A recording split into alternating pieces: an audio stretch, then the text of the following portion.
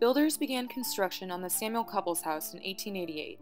The mansion, designed in a Richardsonian Romanesque style, was erected atop a hill and commanded the view of a large expanse of the city, including the banks of the Mississippi.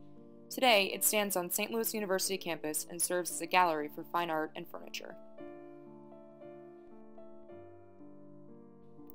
Samuel Couples, like most Victorian men, gave particular value to household and domestic pursuits.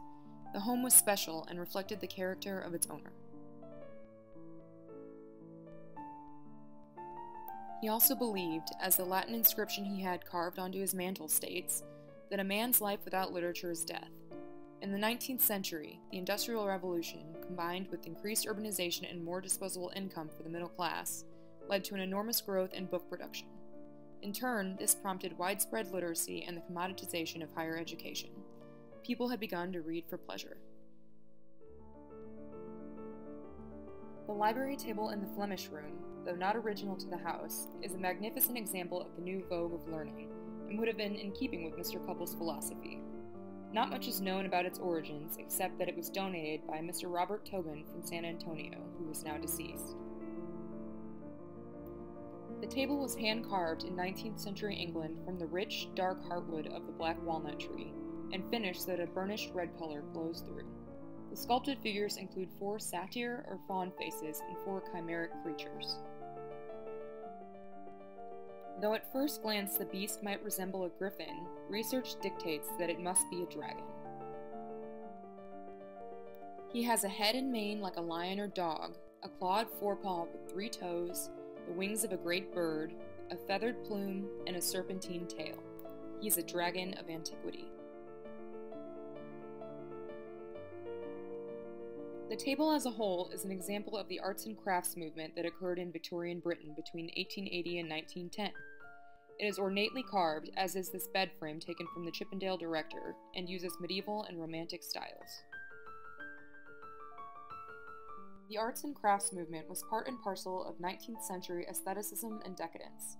Dandies like Oscar Wilde expounded on the value of art for art's sake and filled their homes with beautiful objects. Effeminate men and masculine women were a major feature of the movement, and notions of sexuality were becoming more complex. The dragon was a popular motif, often drawn from Eastern influences or in the Japanese Mai style. Wilde himself, in his famous novel The Picture of Dorian Gray, mentions the fantastic beasts at least 3 separate times. At one point, Dorian takes a light from a fire-breathing silver dragon that the waiter had placed on the table. Current scholarship is conflicted about dragons. The myth exists the world over, but experts disagree over whether these stories spread by diffusion from one area, or, more probably, evolved independently in all corners of the globe. The oldest known representation of a dragon dates from 3500 to 4000 BCE. This dragon, according to historian William Hayes, is a quadruped with the head and forepaws of a lion, a body covered with scaly feathers, 2 wings, and the hind legs and feet of an eagle. This dragon is associated with the Assyrian goddess of creation, or chaos monster, Tiamat.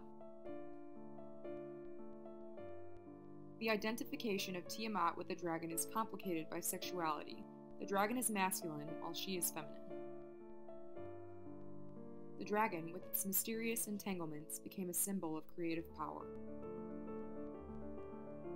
He might sometimes lurk under another name. In Sumeria, he is called Anzu, in Persia, a Simurgh, and Ziz in Hebrew.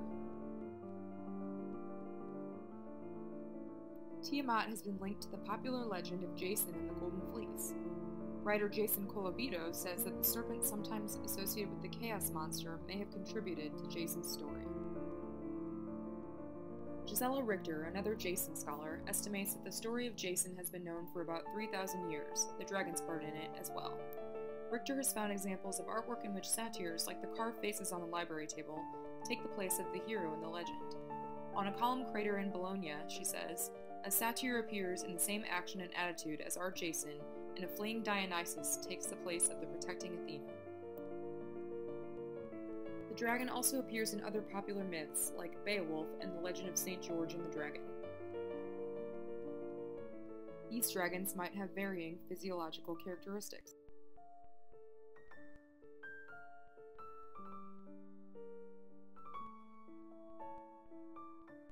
Robert Blust, an expert on dragon lore, outlines some constants in dragons over the globe. They are consistently associated with weather myths and the meeting of rain and sun.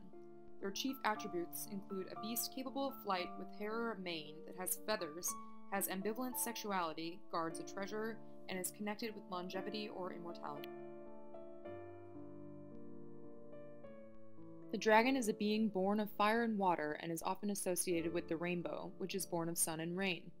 Blust thinks that the connection between the dragon and the rainbow and his tendency to hoard treasure may have given rise to the myth of the pot of gold at the end of the rainbow. The Jason myth seems a probable inspiration for the carving on the library table. If a satyr and a dragon have been pictured before elsewhere in this performance, why not here? Is it not possible that the dragon on the library table symbolically hoards the treasure of books and knowledge, and the satyr represents the reader, ready to wrest the riches from the guardian, as Jason did the Golden Fleece? The widespread literacy and the commoditization of education in the Victorian era suggest as much, and together with the creative capacity of the dragon, the possibilities of one seated at the table are endless.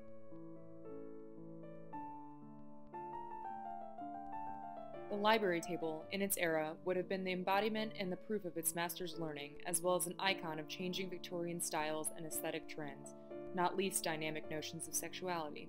The table is at once mystifying and magnificent to behold.